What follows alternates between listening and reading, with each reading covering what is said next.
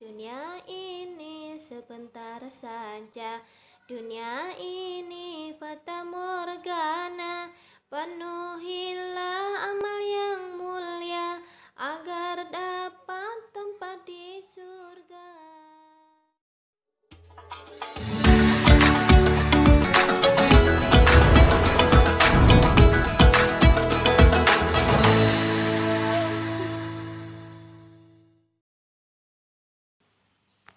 Assalamualaikum warahmatullahi wabarakatuh. Gimana kabarnya anak-anakku yang soleh-soleha? Sehat semua ya. Semoga selalu sehat dan dilindungi oleh Allah. Hari berjumpa lagi dengan Ibu Siti Hoiriyah. Hari ini kita belajar sejarah kebudayaan Islam atau disingkat dengan SKI ya anak-anak ya. Yaitu tentang mata pencaharian masyarakat Arab sebelum Islam. Mata pencaharian masyarakat Arab sebelum datangnya Islam. Sebelum pelajarannya kita mulai, kita selawatan dulu ya anak-anak ya. Salatullah salamullah ala taha rasulillah. Salatullah salamullah ala yasin habibillah. Dunia ini sebentar saja, dunia ini fata morgana. Penuhilah amal yang mulia agar dapat tempat di surga. Salatullah salamullah ala taha rasulillah. Salatullah salamullah ala yasin habibillah. Wahai manusia tua dan muda, ingatlah mati di depan mata. Amal mulia masuk surga ke surga, amal durhaka masuk neraka.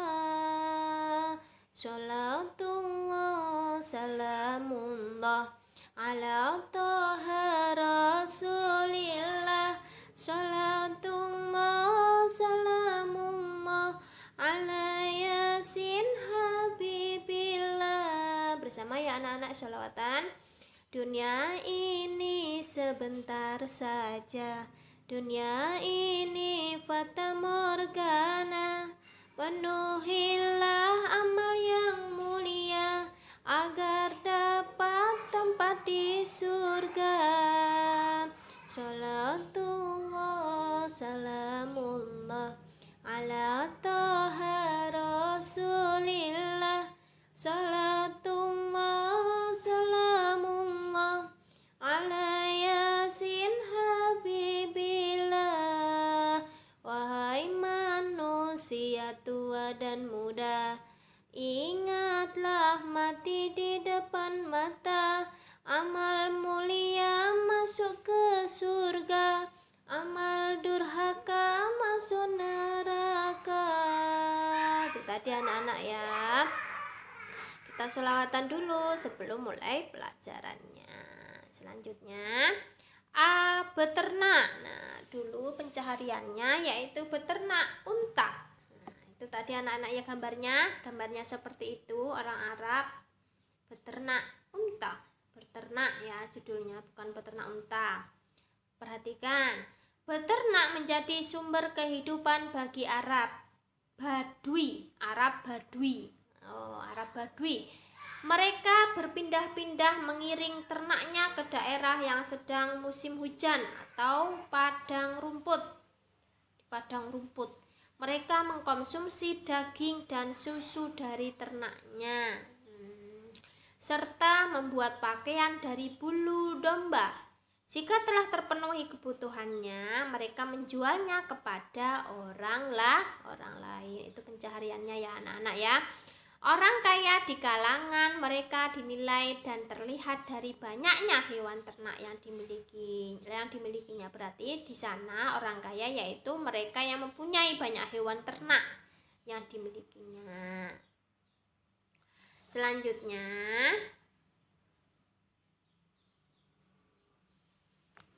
binatang ternak yang mereka pelihara terutama adalah biri-biri, kambing, dan unta.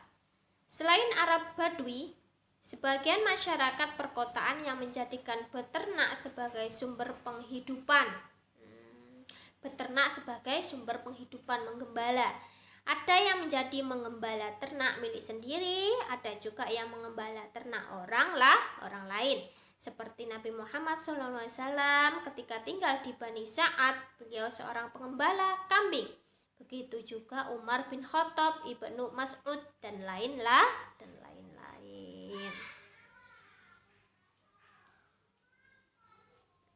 Itu tadi beternak ya anak-anak ya. B. Bertani. Nah, bertani itu di situ banyak pohon kurma. Bertani itu gambarnya pohon kurma. Tadi beternak, sekarang bertani. Jazirah Arab di sebagian besar daerahnya berupa padang pasir yang luas. Keadaan di padang pasir itu sangat panas dan gersang. Di padang pasir hampir tidak ada pohon-pohonan, tetapi ada juga sebagian yang tanahnya subur. Lahan yang subur itu terletak di lembah-lembah yang terdapat mata air, dalam kurung oase, dan sering turun hujan. Suku Arab yang mendiami lembah yang subur itu mempunyai mata pencaharian sebagai petani. Tanah pertanian mereka antara lain sayuran dan buah-buahan. Hasil pertanian itu kemudian dijual ke kota-kota seperti kota Mekah dan Madinah. Adapun masyarakat perkotaan yang tinggal di daerah subur seperti Yaman, Taif, Madinah, Najd, Khaybar, atau yang lainnya, mereka menggantungkan sumber kehidupan pada pertanian. Meskipun wilayah Arab dikelilingi lautan pada ketiga sisinya, namun wilayah ini nyaris tidak mempunyai sungai. Jika ada, hanyalah sungai kecil yang tidak berfungsi sebagai sarana pelayaran. Andaikan cukup curah hujan, maka sudah pasti wilayah ini sangat subur untuk penghasilan kopi, kurma, gandum, dan buah-buahan lainnya. Kurma merupakan tanaman primadona. Wow, primadona di wilayah Arab ya yang terkenal di sana yaitu kurmanya.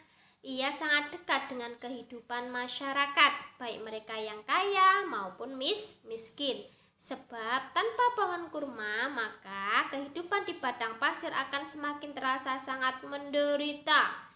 Pohon kurma sendiri di tanah Arab memiliki banyak kegunaan.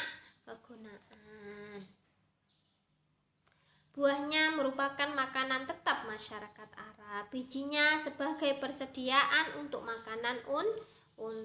Sarinya yang dicampur dengan susu merupakan minuman yang khas bagi masyarakat Badui. Batang kayunya digunakan sebagai bahan bakar untuk keperluan memasak, sedangkan daunnya digunakan untuk membuat atap rumah. Subhanallah, semua manfaat ya anak-anak ya. Kemudian serabut pada dahannya digunakan sebagai tali tambang. Karena itu, pohon kurma selalu menjadi pujaan dan impian orang-orang Badui yang sepanjang kehidupan mereka kekurangan air dan buah-buahan. Pada wilayah-wilayah pesisir pantai banyak menghasilkan buah dan sayur-sayuran. Yaman merupakan wilayah tersubur di Jazirah Arab yang menghasilkan gandum dan kopi. Pertanian mereka menggunakan sistem tada hujan. Sedangkan jagung dan padi tumbuh subur di beberapa wilayah Oman. Sedangkan di Hadramaut dan Mahra utamanya menghasilkan palawija. Hasil-hasil pertanian inilah yang menjadi komoditas perdagangan di Arabia. Itu tadi anak-anak ya penjelasannya. Selanjutnya C, berdagang. Tadi beternak, bertani, sekarang berdagang. Pencahariannya ya anak-anak ya, berdagang. Nah itu contohnya gambarnya anak-anak, berdagang pakai unta ya.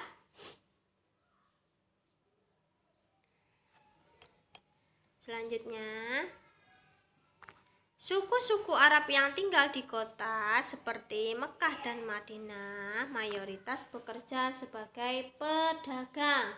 Pedagang di kota Mekah dan Madinah pada zaman jahiliyah sudah maju. Mereka berdagang bahkan sampai ke luar negeri. Subhanallah. Perjalanan dagang mereka dilakukan dengan berjalan kaki, naik unta atau naik kuda. Negeri tujuan mereka antara lain Syam atau Syriah, dalam kurung Syriah, Yaman, Persia, Habsyi, dan Mesir. Negeri-negeri itu sangat jauh dari Mekah. Mereka harus berjalan melewati padang pasir yang luas selama berhari-hari.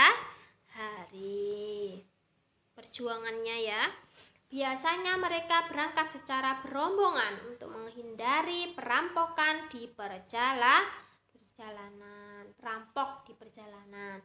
Rombongan pedagang itu disebut kafilah. Mereka pergi berdagang kadang berminggu-minggu bahkan berbulan-bulan. Barang dagangan mereka antara lain kemenyan, kain sutra, barang logam, kulit, dan minyak wangi. Sewaktu kembali mereka membawa gandum, minyak zaitun, beras, jagung, dan pakaian untuk dijual di kota Mekah dan Madinah. Pusat perdagangan yang terkenal di Mekah adalah Pasar Ukas yang terletak di dekat Ka'bah, Pasar Zilmajat, dan Pasar Majnah.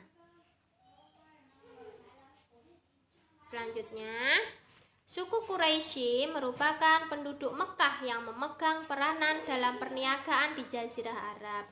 Mereka mendapat pengalaman perniagaan dari orang-orang Yaman yang pindah di Mekah.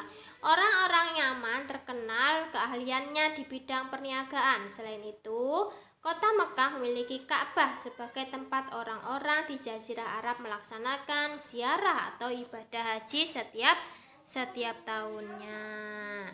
Selanjutnya, kebiasaan orang-orang Quraisy mengadakan perjalanan perdagangannya ke daerah-daerah lain. Allah SWT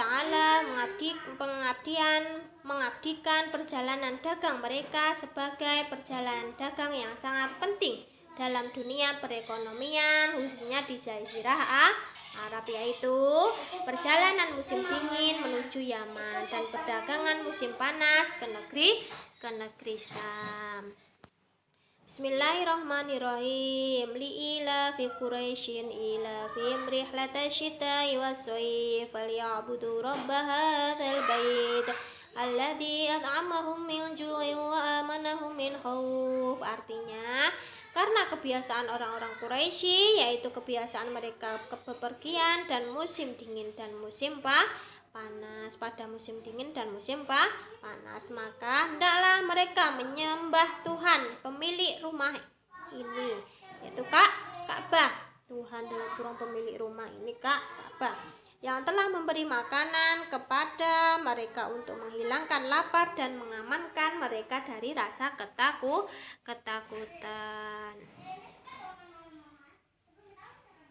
Selanjutnya, dalam bidang ekonomi, riba sudah lazim dan dipraktekkan di Jazirah Arab. Bahkan Mekah sebagai pusat sudah berpengaruh sistem riba.